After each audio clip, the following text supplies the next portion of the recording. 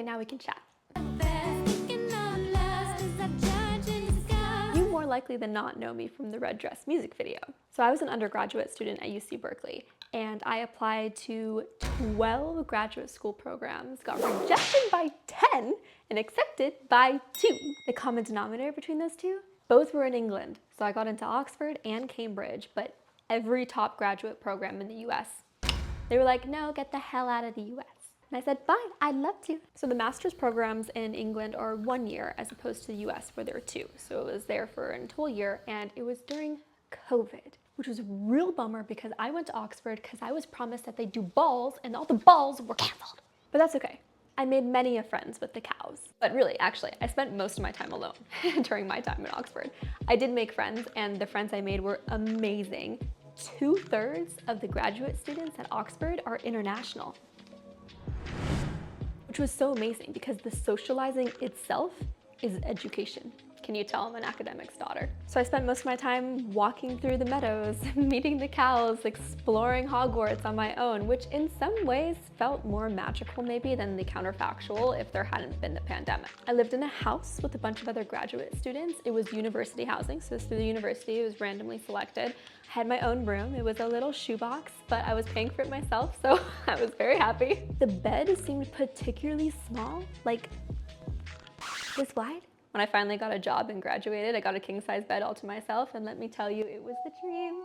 I still sleep like this, even though I'm no longer alone in my bed. They pair you with graduate students from all sorts of different departments. So I was rooming with medical students in the house, with poli-sci, with rugby players, like the most random amalgamation of people, and they were from Italy, Malaysia, Zimbabwe, France, the US. There were actually far fewer Americans than I was expecting at Oxford.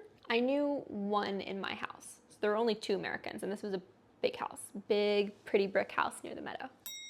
So how it works at Oxford in terms of like semesters versus quarters, they call it term. So they have Michaelmas term, which I remembered is during Christmas because it sounds like Christmas, Michaelmas, Christmas, Missmas. And then there was Hilary term and then Trinity term. Trinity term is when things started getting interesting for me.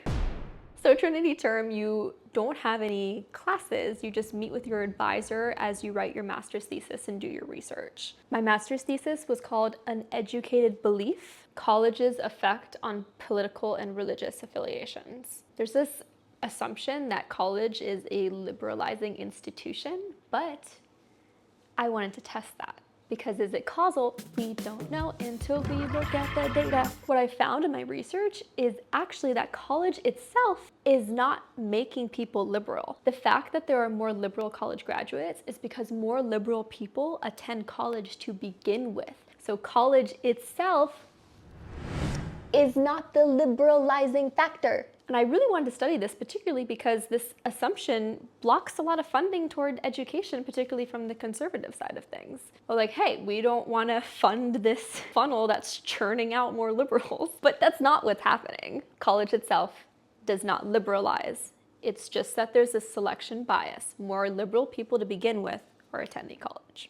I'm sneaking in my research here because I think it's an important thing to debunk. But what you're probably here for is the other thing I worked on during Trinity term. So instead of socializing and partying and making friends, I did something different. I did a music video. You see me in a red dress, so different from the rest, starting to trust as they join in a rush. What? Why? You're a statistical social scientist coding about religion and politics and you decide to make a music video? What the actual what? It's a long story. Basically, I always wanted to direct. It was just something I kind of squelched in myself. I always did really well in school. I was very academically inclined. And especially in elementary school through my years, if you were academically performing well, the assumption was you weren't creative, that you had to be sort of this very alternative artsy person who like textbooks don't sink into my brain to be creative. But I was both, and I was always both. I was very creatively inclined, but I also just did really well in school and yeah, can code in statistics. So I squelched that part of myself my whole life. But I always did fun little projects where I would, film my friends on the beach and then do a really like cinematic fun edit to it. Or I would create a little fake parody music video. Or if a couple times schools would offer, hey, you can do a video project instead of write an essay. And that was always hard for me because I really like writing essays. But I would do basically a video essay and I would combine the two. And so it was there through my whole life, but it was never fully embraced. And all of a sudden, I'm a graduate student at Oxford in this beautiful cinematic place. I have all this extra time. My master's thesis is going really well. I'm still working on it every day and rigorously, but I do have time. Of course, another pandemic project, but it's what we do. For this next part, I have to go back to my time at UC Berkeley because I had the craziest thing where my last year at Berkeley, I graduated in 3 years. Brag. The last year, I had a dream every day for a month that I was playing a guitar. I had studied music theory, and so I understood it, but I hadn't played instruments all my life or anything like that. And all of a sudden, I was having the same exact dream every night for a whole month of playing this guitar. And so my birthday was coming up actually at the end of that month. And so I asked for a guitar and I got one because I was very privileged to be able to get one. I got a little starter guitar. And the minute I touched the guitar, the chorus of the song Red Dress popped into my head. I know, it's crazy. So I proceeded to teach myself guitar, rigorously, studiously every single day. And I kept on studying music theory, and I actually got a professor at Berkeley to kind of be interested in what I was doing, what I wanted to learn. And he started doing an independent study with me at Berkeley my last year and helped me learn how to write music in a particular way. So that was super helpful. That became my favorite course at Berkeley, even more than my sociology courses. And that's saying a lot because I really liked my social courses. So I proceeded to learn music and I wrote the song for Red Dress. And I tucked it away in a little tight drawer. And I knew I had only written the song for the video. I had a very specific vision of what a music video would be for this song. And I saw every single shot before I even knew what directing was or how to do it. That stayed with me for a long time, and I kept on waiting for permission to do it, right? We hear this all the time, stop waiting for permission. Easier said than done, I understand. But there was suddenly, come back to Trinity term at Oxford, I have all this time, and I just say, what am I waiting for? Is this learnable? I mean, I'm sure the people who do productions just studied it and learned how to do it. And I, kind of cockily felt like, well, I can study everything and study anything and figure it out. Why can't I do it? So I figured out how to direct. I studied it. I watched every single YouTube video that probably exists on directing and on cinematography, because in the beginning I thought I had to do cinematography too. And then I gratefully realized that I didn't have to do that because it is a very complicated art and I have much respect for cinematographers. I love the ones I work with. So that freed up some headspace to focus on the directing. So that was a little misconception I had about the industry when I was first starting out and trying to teach myself what the hell to do. And somehow I figured it out. I figured out how to do it. I suddenly became the director, writer, producer, and editor for this music video project I had just seen in my head for over a year before I decided to just do it. I was originally gonna look for another artist and or actor to be the Red Dress video. I was having a lot of trouble finding artists to work with. I actually worked with one artist in Oxford and filmed their whole music video, and then they at the end were like, no, I don't want to release it. And it was good. I don't understand why. And it was, this pandemic too. So it was hard enough to find people who wanted to do this kind of in-person project. I was just so disenfranchised with relying on other people to get this music video out. I felt like I had been doing that for the whole year. I'd been thinking about it, and I just said, screw it, I'm doing it. So suddenly I was not only directing, writing, producing, and editing the video, I was starring in it. So I recorded the vocals and listened to it, and I remember the music producers I had found in London to help me out. They were like new and starting and young and like super cheap. It was really great. Another reason why I'm doing every part of the video, right? To keep it cheap, because I didn't have a ton of money to do this. I remember the music producers said, hey, we're gonna give you 2 versions. We're gonna give you one version that's like how it is and one version that's auto-tuned. And I listened to both and I said, the original is what I'm looking for. And they were like, okay. I was right. Before Red Dress was going to be filmed, I realized that, oh my gosh, this is actually kind of a big production that I somehow pulled together. Okay, I need a trial run. Like, I need to test out my directing skills before I do this shoot with so many people. And so I had written another song called Fantasy, and I did that as a trial run.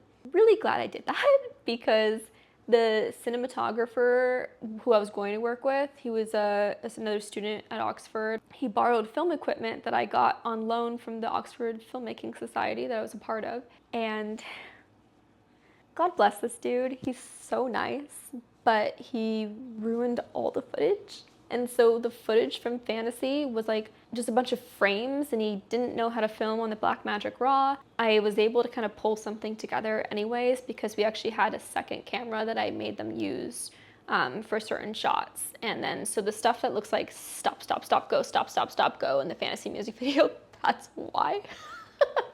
If you want to watch that one, go to that one. And I'm so glad because he was set to film Red Dress for me. And my God, my life would have been so different if the footage from Red Dress hadn't turned out.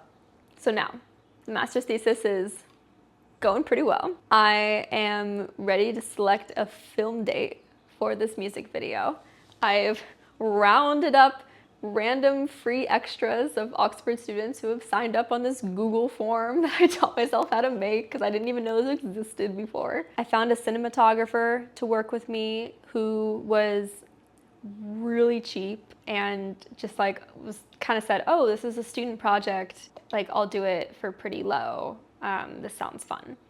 And then because I was producing and directing and editing, all of that, you know, is free because I'm doing it. The biggest cost was the cinematographer, and he wasn't much because he was just kind of doing it on the down low. I did look for many churches in Oxford and finally found the one that was perfect. It was a little smaller. The leadership there was into the video and thought it was a neat idea. They were just had all these clauses in the contract. They're like, no nudity, no cursing. And I'm like, this is not that type of video. Probably looked at me and like, oh my gosh, an LA person wants to film in our church. Oh. But no, nothing like that. All the wackiness aside of my video, it is about inclusion. You know, it's a story about exclusivity and judgment. And in the end, they all dance together. Like when you're putting aside the other cool aspects of this video, that really is another core part of the story that I was building. And so they were into that, the church people. I had my best friend at Oxford be a production assistant and play the music on and off in the church while we filmed. That part was fun. I didn't tell anyone the main premise of the project. I only told people, hey, I'm doing a music video, I'm directing a music video to kind of test out if I could be a director, see if it could be my directorial debut. Do you want to be a part of this? Can you help me out? So again, I can do this for cheap and afford it as a student. I think the only other thing I bought were like red confetti poppers that you see pop at the end. That's bad. Don't ignore my hands there. And then the 2 dresses I had. Bought a white dress and then I bought a red dress. Shout out to AYM. They are a British designer that I found that do dresses like that, and it was pretty affordable too. And it was like spandex and stretchy, so I could dance around and stuff. And I love that dress. I still have that dress. I saved it from the LA fire that I was a part of. More on that in another video. And it all went so well. I mean, to this day, the day I filmed that music video is one of the best days of my life. I felt For so many years, I felt restless and antsy. And it was because I would feel this feeling when I knew I wasn't filming. Like when I could tangibly feel that I wasn't filming something I should be, I felt restless. And for the first day in my life, that day I filmed Red Dress, it was gone. The restlessness was gone. I felt complete, and I felt like more of a full person than I ever had before. And that's when I knew I had to keep directing and writing. So I got into the PhD program at Oxford. They offered me a place pretty soon after I filmed that, and I turned it down. I left the academic track that I was on and doing really well at, which was, hard to do. It's hard to refuse. A PhD at Oxford is the #1 sociology program in the world. So I moved back to LA and continued on. And now I'm here pursuing the Holy Trinity. Another video on that is important. The Holy Trinity of what I want to do and what I want to be in my life. Author, screenwriter, director. The Holy Trinity of Storytelling in one. That is the thesis for this channel. This is my journey to my Holy Trinity. And this is one of the stops along that journey. So yeah, that was my life at Oxford. That's how I came to be directing that wacky, amazing music video that has done so much for my life. Another stop on the journey to the Holy Trinity is where that music video got me post-school. Another important part of my directing career.